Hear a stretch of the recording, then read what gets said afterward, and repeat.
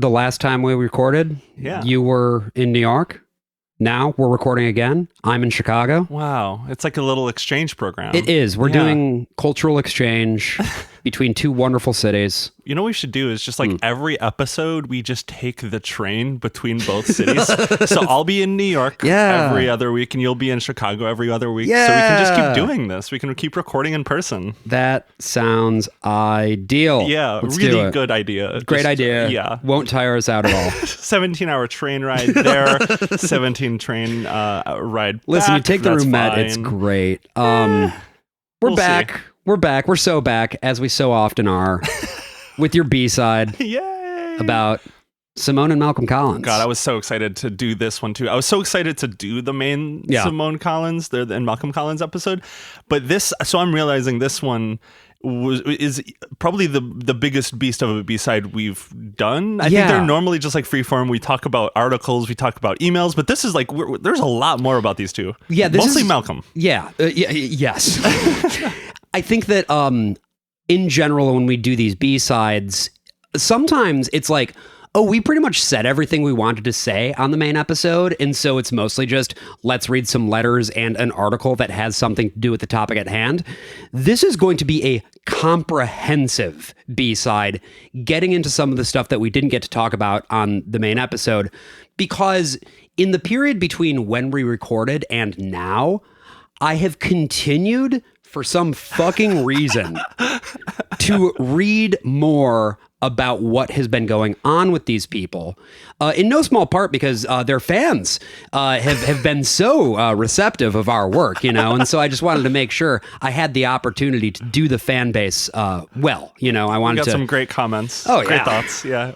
From our fans, wonderful thoughts. Yeah. Everyone across the board, great feedback. And so I guess we might as well do what we always do. Before we dig into today's subject matter, we are, just to frame up sort of what this episode is going to be, we're going to be talking a little bit more about specifically Malcolm Collins and his approach to the more ideological side of the movement, I would say, and sort of what that exposure has looked like. We're also going to be looking at their home education system. Oh, dude. To the extent that it can be called that. You warned me about it, but once I started digging into it myself, I'm stunned. I cannot wait. Yeah. And then finally, at the end, I think we're just going to spend a little bit of time talking about their religion, which they have created for themselves. It's a good sign. It's a great sign. They're really cool. So before we get into that, we might as well do what we always do. Is it the world famous mailbag? You know. It's the world famous mailbag. I missed it. And we are here to read you a couple emails. June, why don't you go ahead and take this first one here?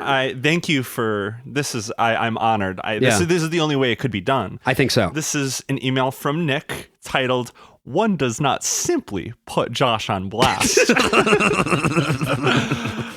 Wow, really needed an ill-conceived Discord this week to see everybody put Josh on blast for inadvertently but successfully gaslighting June into not only thinking Aragorn, son of Arathorn, says the line, "One does not simply walk into Mordor," but also that Sean Bean is Viggo Mortensen. You fucking gaslit the hell out of me. You were like, I'm Josh. I have more cultural knowledge. I watched The Simpsons. I know everything there is to know. That's what's so funny, right?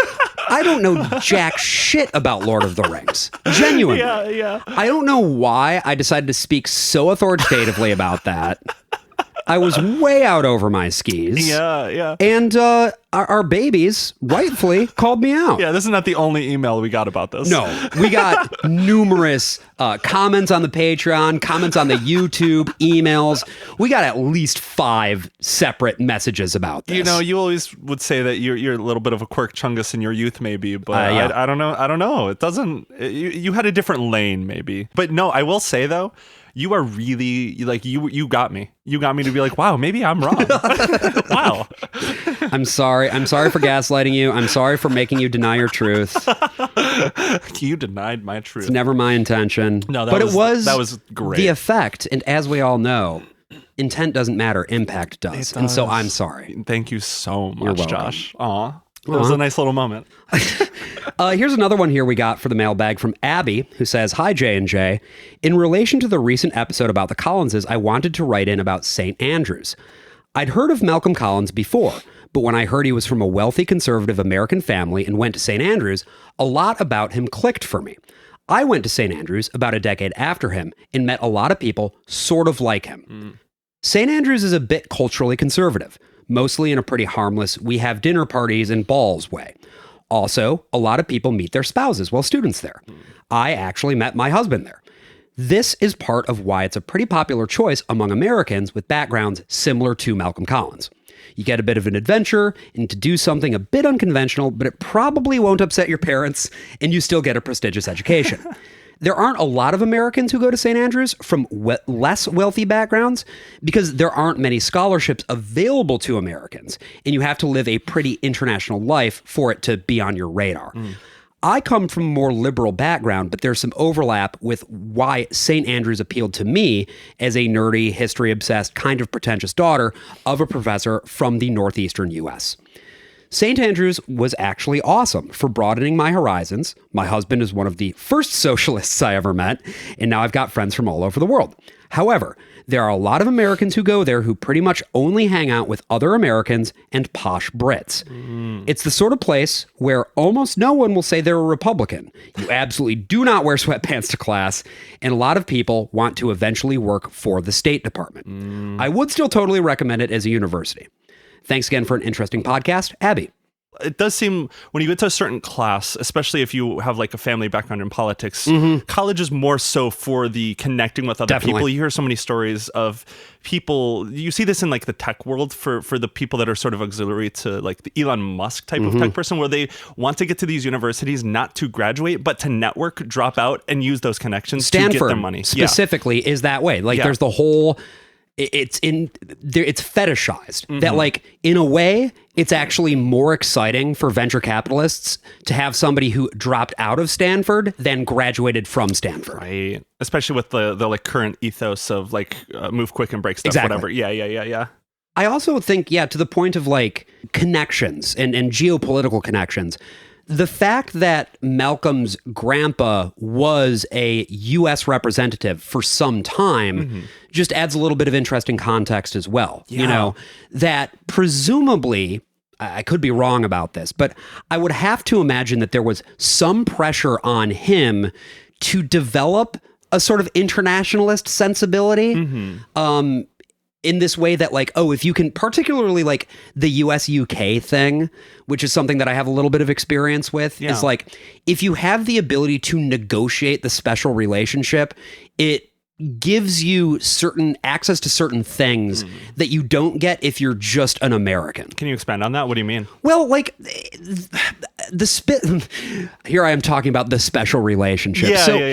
There is, particularly in finance, the way that capital works and the way that capital flows, there are pieces of the market that exist in New York, and there are pieces of the market that exist in London. And a lot of the securitization and commoditization happens on the New York side of things. A lot of the insurance and the underwriting and that sort of thing happens in London. Interesting. And so if you have an interest in really like being involved in financial markets, it behooves you to have connections on both sides of the pond because it's those connections that are going to help secure you the capital that you need. Right. I see. And I mean, as we do know currently where the Collinses are at is a lot of their life has been building up connections, connecting with other people, journalists, people in finance, tech, all of these things. It's very important to them. It's very, very clearly instilled, particularly in Malcolm, but I think Simone for sure as well, very early in their life. Probably a lot of the pressure from, as we know, Malcolm faced a lot of pressure from his parents in a lot of different ways.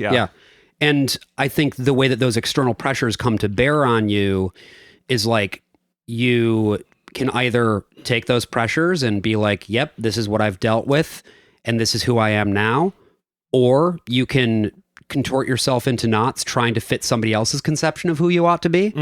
And I guess to sort of talk a little bit, frame up a little bit about what today's episode is going to be, for me personally, what I find difficult about their whole thing is that it seems like he is still so weighted down by these expectations. Yeah. And he's had difficulty coming up with any sort of an identity or place or sense of self outside of those expectations. He really struggles with the weight of his past. Yeah. I think in so many ways. As we're going to go through here, you spent actually a lot of time in their base camp Discord. I did. A lot of time. You sent so many little beautiful finds in there. And Yeah. I feel like that your time and what I saw also is you sort of got to understand him a little bit more and his insecurities in certain ways. Yeah. And like the way he talks and types. Yeah.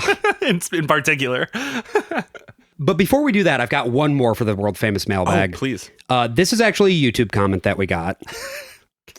And this is from user at D. Fleischman, who says, "It is rich for you to skewer anything Simone and Malcolm miss with their podcast when they post 5 days a week, you neglected to mention, and you can't even maintain your schedule or throw up a post on Blue Sky when you are off schedule. Oops. Also, because you two are genetic dead ends, you don't know that a mother of 5 cannot be a night person. She was up with a baby when she emailed, Malcolm and Simone talk in different rooms because she is always looking after a baby, and babies can randomly make noise, so Simone can mute and Malcolm can take over. Maybe you can meet a baby one day and learn how they work. But I will say, this episode is better researched than the usual read article titles and giggle podcasts you put out." I read this and I was like, wow, this is fun. This is personal. Yeah. And I didn't realize it at first. So remind me, who is this again? She's the we've mentioned her on the show before. This is Diana Fleischman, Yeah. who I believe we talked about most recently on our episode about the bell curve. Yes. She is a eugenicist, a self-professed eugenicist, who also co-hosts a podcast for something called Aporia, which is funded by an organization called the Human Diversity Fund, I believe. It used to go under a different name. Yeah. What was that one? Well, it's yeah, exactly. It is sort of it is a follow-up of a much older Nazi source of dark money called the Pioneer Fund. Also, just wanted to say something here for Diana specifically, if you're listening to this, because I know you are. If I were in your shoes and I was taking money from a Nazi pedophile to co-host a podcast, which you do. She does. I want to be very clear about this. And if you'd like more information about that, you can go ahead and Google Emil Kierkegaard. Ooh. Again, Danish pedophile, guy with very strong opinions on the age of consent, or the Human Diversity Foundation, which is the organization he co-founded. Something about stones and glass houses. I don't know. Weird associations to have, in my opinion. I wouldn't have those. I think generally I would never consider that. But just to briefly address a couple of things is she's right. We didn't address that they put out 5 episodes a week. Didn't. Honestly, that probably brings down their quality generally. It's probably why they sort of talk about the things that they do and sort of just meander around a little bit. Honestly, if they just did 1 episode a week, it would probably be quite a bit better. Yeah, or at least it could be 5 quite episodes a a week. You can't really do research that No. way. It's really hard to do that unless you have a dedicated staff. Which they don't. No, clearly. Also, just one last thing. Honestly, I read the genetic dead end portion. That made me laugh out loud. That's hilarious. Very, very fucking funny. Also, I don't think we normally do read titles out loud and giggle. That's not really what we do. That's not what we do on the show. Well, we only did it for her specifically because we were laughing at her for doing a debate with Lyman Stone where she couldn't stop talking about incest. Right. Which I just thought was funny. Really funny. But that's where I was like, this feels a little personal. But it's because it was. Yeah. More about the Human Diversity Foundation, by the way. They are very interested in creating whites only ethno states. I don't think I need to say much more. No, but I do like to know that she is a frequent listener. That's right. Thanks for listening, Diana. So let's pull it back to the Discord, shall we? Yes, yeah. Based Camp, Malcolm and Simone's podcast, has a Discord. They're frequently active in there. Malcolm is active. Simone is not especially active. But this is I don't think it's an exaggeration to say, like, one of the most rancid communities I've ever come across. They have some interesting boards. I like that they have a singles. The singles board is really funny. Yeah, I spent a little time scrolling through that, seeing how they talked about relationships. Let me read you a listing here from their singles board, just to give you a sense of the kind of stuff that people are posting, and their sort of bona fides. Here's somebody who says his age is 35 years, pronouns pluralis majestatis, location Northeast Megalopolis, Technet of America. The fuck? Stars ascendant Gemini / Cancer cusp, Sun in Taurus, Moon in Aquarius, Venus in Aries. IQ plus or minus 135, but retard maxed. Oh. Ethnos Ukrainian Ashkenazi hybrid. This compact breed is an incredible survivor of the bloodlands with a thick, dark, lustrous coat and feisty but affectionate and loyal disposition. Intelligent and curious with a keen sense of smell. Loves to eat. Likes to dig. Definitely, probably not a werewolf. MBTI, ISTJ, languages. I guess that's Ukrainian, French, etc. Vampire. Something, and then it's got some fucking Greek. Neurosurgeon, and then there's a little arrow. Neurologist. Billionaire, arrow. Millionaire. Pirate, arrow. Of Penzance and of digital media.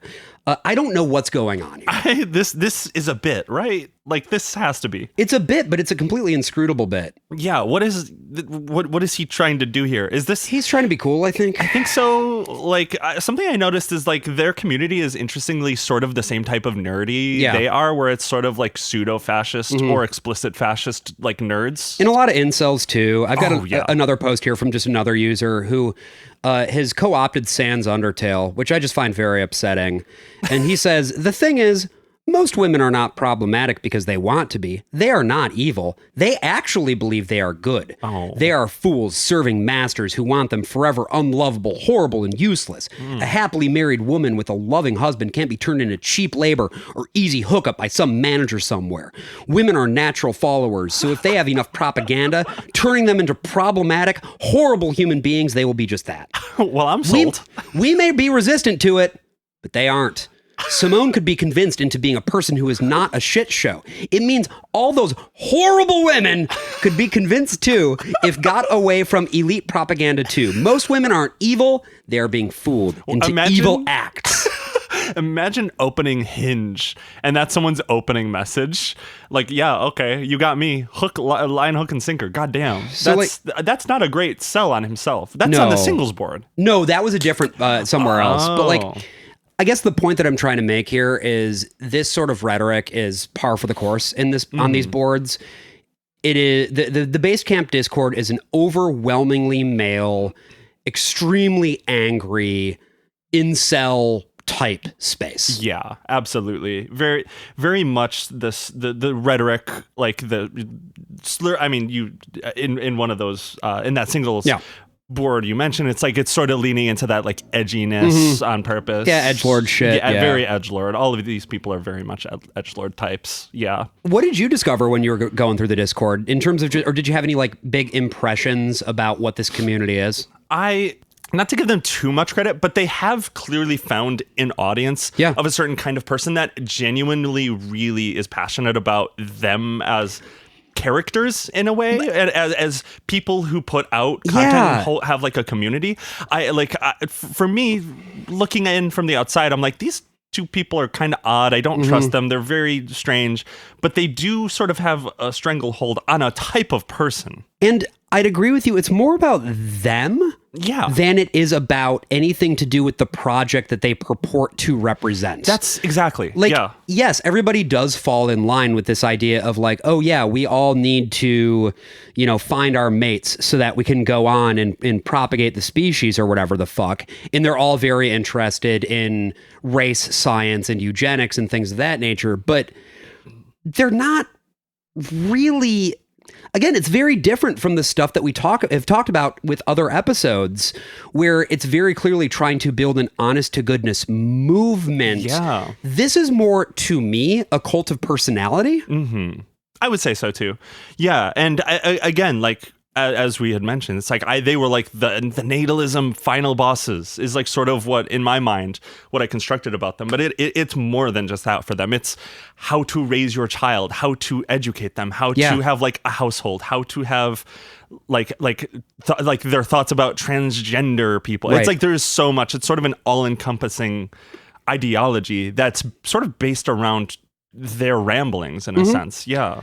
Well, and to the point of ramblings, Malcolm is constantly posting about his many, many neuroses in the Discord. And one of the things that comes across, I think, is, well, a couple things. First of all, Malcolm, if you're listening to this, post less, brother. What are you doing? Like, I am very much of the opinion that you ought to have like a public facing persona, and there are some things that you should never, ever, ever in a million years put out into even a gated version of the internet. Yeah. And it's like not even that there is like something necessarily wrong with it, but it is just good if you are a person that is known on some capacity, you'll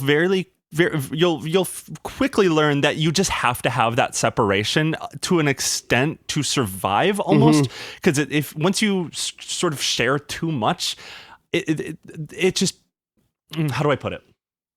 If you start to share too much, if you get too personal and you're well known to a large extent, it can sort of work against you. It can sort of you put a bit of a target on your back, don't you? Like, a little bit. You do. There is just a separation in your personal life that you should have if you are a well-known figure of some capacity. It is just better for yourself and your own mental state. There are things that I read in this Discord that Malcolm posted that I'm not going to be repeating on this podcast because honestly, I feel that it is too personal. Yeah. It makes me uncomfortable talking about it.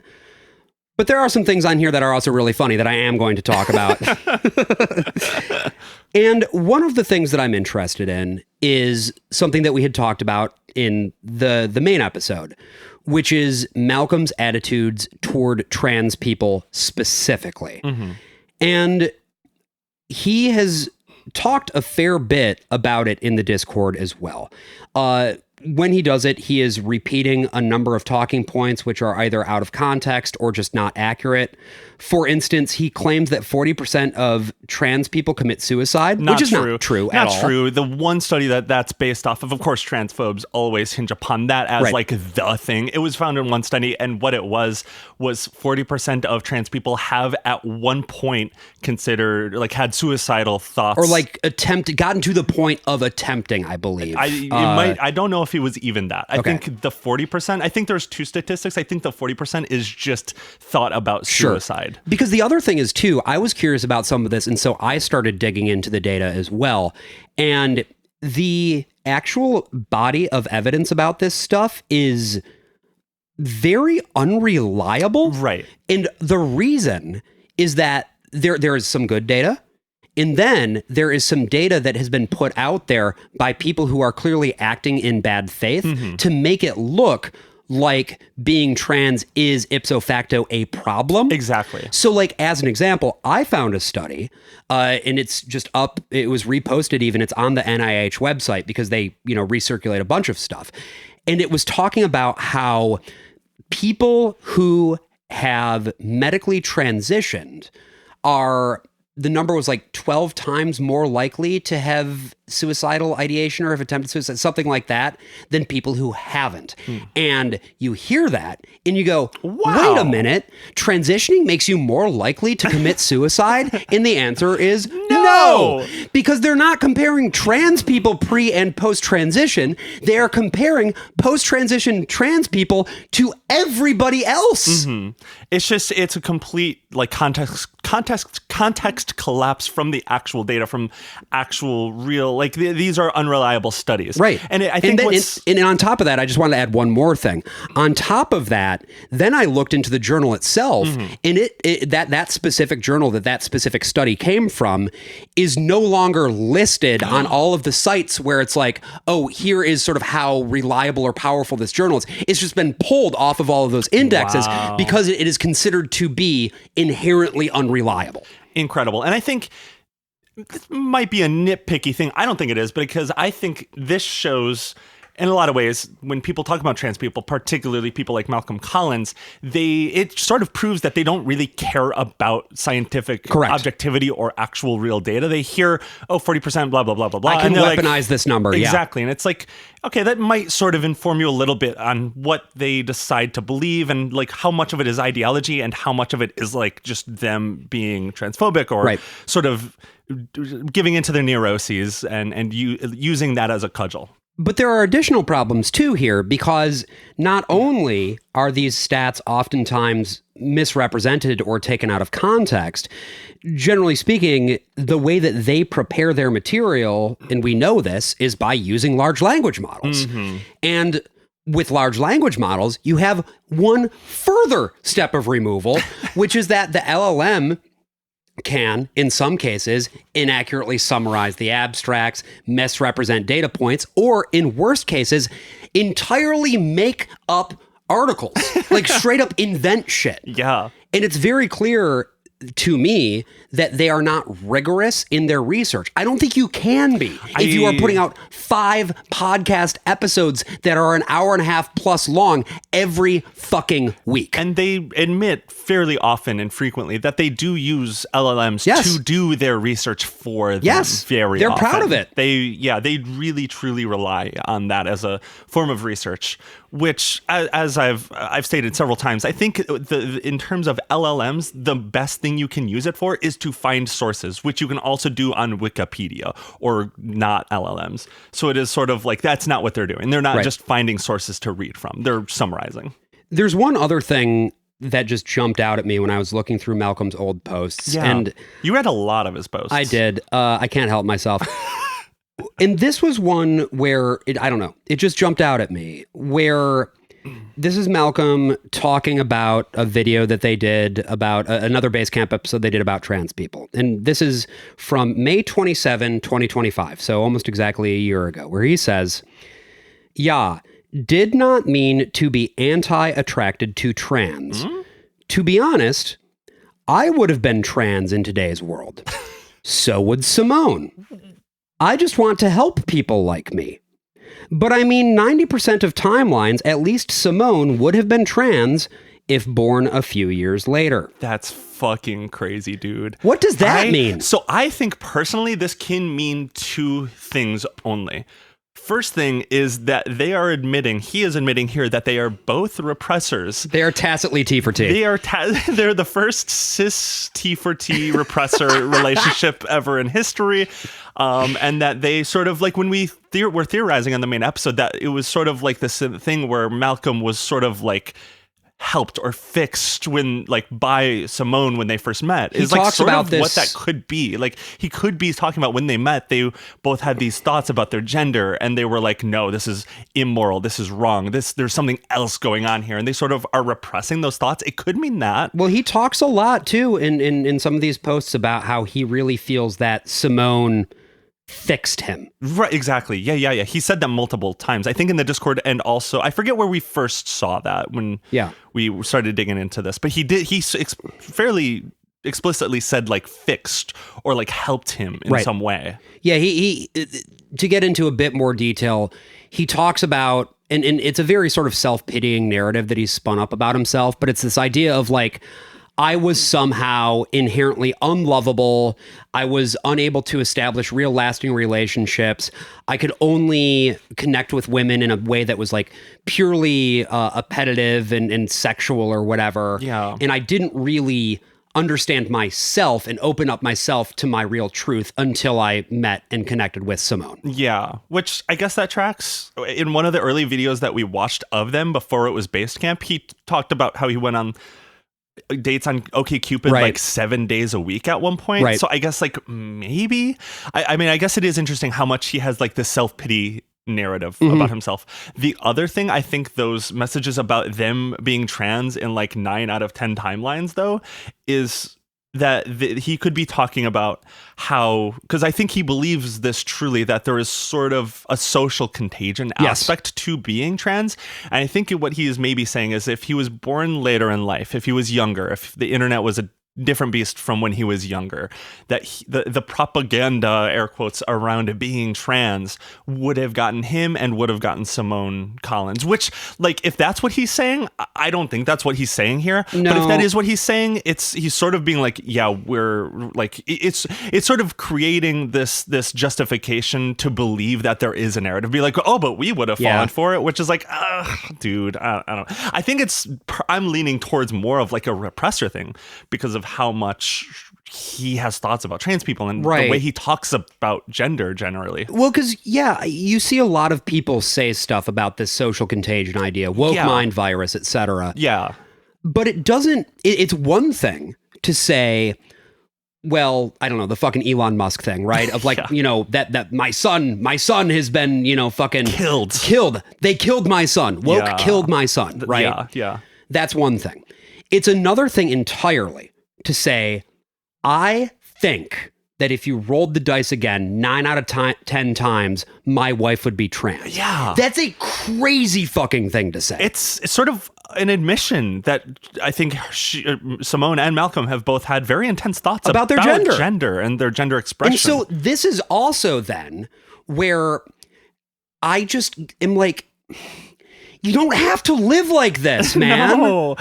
You can transition. It's not easy. Yeah. It's certainly not easy. Maybe it's a tough journey, It's not the thing that I find interesting about the social contagion narrative that these people tend to believe in, though, too, is like there is not necessarily a societal benefit from going against the norm in terms of like transitioning. Right. It is not an easier journey to transition. No, the trans maxer thing is not real. No. But it's also like, I don't know.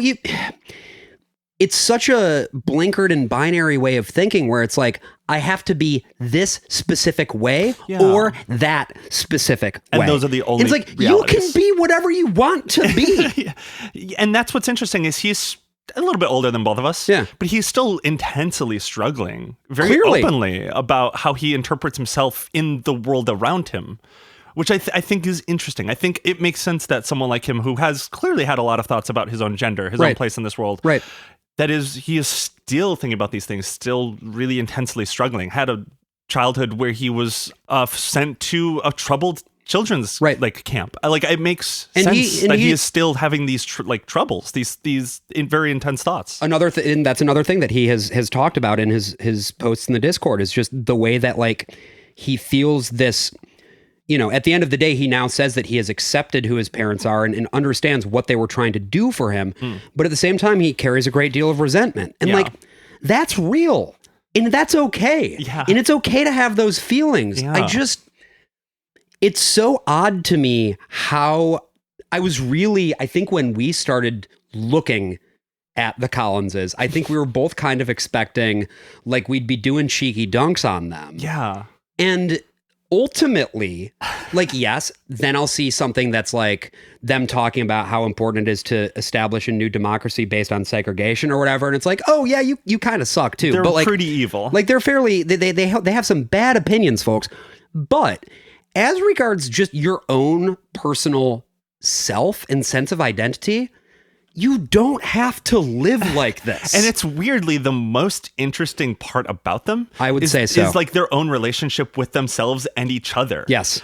Which is odd because I definitely did not expect that. I like there is so much about their ideology. I feel like we still have barely talked about like their relation in the natalist movement, which I think we talked a little bit about in like the NatalCon episode, their speech at NatalCon. Well, they collect people, that's kind of what we talked about. They collect people. They have shooters. They have people like Diana, Yeah, but it is, I think it is interesting that they are, I think, and I always hate to do this because I feel like there is always that temptation to be like, oh, they're transphobic because they're actually trans themselves. I don't think that's what it is. I don't think that's what it is. You don't say stuff like this. No.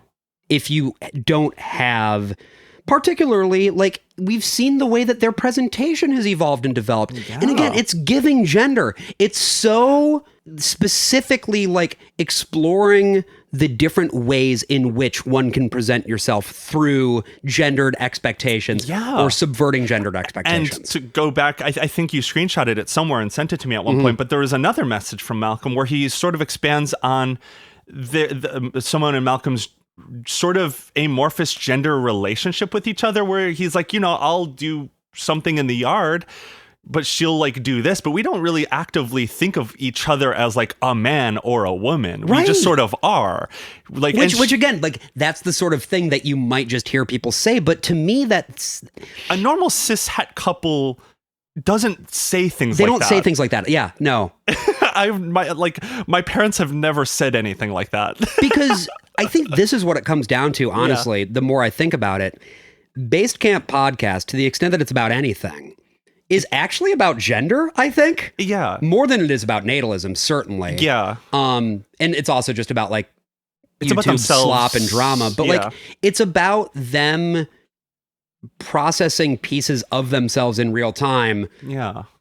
by putting out 90 minutes a day, 5 days a week, which again, I don't get, but whatever. It's fine. Yeah, no, it's fascinating how much, like, it really does feel like Malcolm's output in this format, the podcast format in the Discord, is sort of just him figuring himself out in a way, or surrounding like what he sees online. Yeah. Yeah. So I wanted now to move from that over to something that we kind of touched on a bit, but didn't really super duper get into, which is their finances. Yeah. And like what they are trying to do with this show. Now, I want to be very clear here. What I am about to talk about is a combination of information that is public record, things that I have read, somebody who is identifying as Malcolm Collins posting in their Discord, and some of my own speculation. Yeah. So you dug into this quite a bit further than I think either of us expected. Yeah. So one of the things that we had talked about in the main episode is that the family, Malcolm's family, is old Texas money. Mm-hmm. Having made his great-grandfather made his fortune in life insurance. His grandfather was a member of the Texas delegation to the U.S. House of Representatives. And that money has passed down through numerous generations. Now, something that happened in June of 2021 is that Dorothy, who is Malcolm's grandmother, James, his grandpa, died back in, like, I want to say 89, right? Mm-hmm. But his grandma died in June of 2021. Now, when that happened, the family went through the books, normal stuff you do. Like, it's time to figure out the estate, Sort right? the house, go through everything. And all of a sudden, some red flags came up. Various accounting irregularities in the bookkeeping for the family trust. And with time, they discovered that their bookkeeper, a woman named Barbara Chalmers, embezzled $29 million out of the family trust. Hell yes, now, dude. I don't know what portion of the overall fortune that represents, but I have to imagine it's a pretty decent chunk. Mm-hmm. And so the Collins family immediately filed civil suit against Barbara, and then the state of Texas subsequently charged her with money laundering, and she entered a guilty plea for that in December of 2022. And I think she went to jail. I'm not entirely sure, like, the sentencing or all that, but this is also something that shows up on their Wikipedia page. When you look up Malcolm and Simone Collins on Wikipedia, this is reported in the Dallas Morning News and also re-reported in Bloomberg. So this adds another interesting wrinkle to the situation with the Collinses, because we talked about this in the main episode that, like, it's very clear that Malcolm is from some money that has informed his approach to the world. But it does seem that in 2021, it turned out that the family didn't have money for him anymore. Mm-hmm. This is supported by some posts that he has made in the Discord. He posted about his finances? So I'm looking here at a series of posts that were made in September of 2025, where he says, "But I don't really have donors. I want income, untaxed income, but income nonetheless. I put about 50% of my yearly income into this being, I think, Based Camp and all that, until I didn't have yearly income. Oh, God. So it would be cool if this works. The last person who tried this gave control to the Unitarian Universalists, and they stole it all, thus us starting our own religion. Oh my God. But seriously, my short-term goal is just enough money that I don't have to worry about food. That is fascinating. I had assumed, coming from money, there might have been some financial fraud, embezzlement type shit, but it does sound like that this, like Basecamp, what they are doing here is like the thing. That is like their income entirely, which I think is fascinating. And this makes a few other things click into place for me too. And again, now we're going purely into the world of things I think might have happened. Hey there, you're listening to a preview of an ill-conceived B-side. We do these episodes every other week exclusively for our paid subscribers, where we talk about stuff from the show that we weren't able to get to, read your mail from the world-famous mailbag, and also talk about news items and other stuff that is connected to what we've been covering on the main show. If you're interested in getting access, it's just $5 a month, and you can unlock these episodes by heading over to patreon.com/illconceived. Hope to see you there.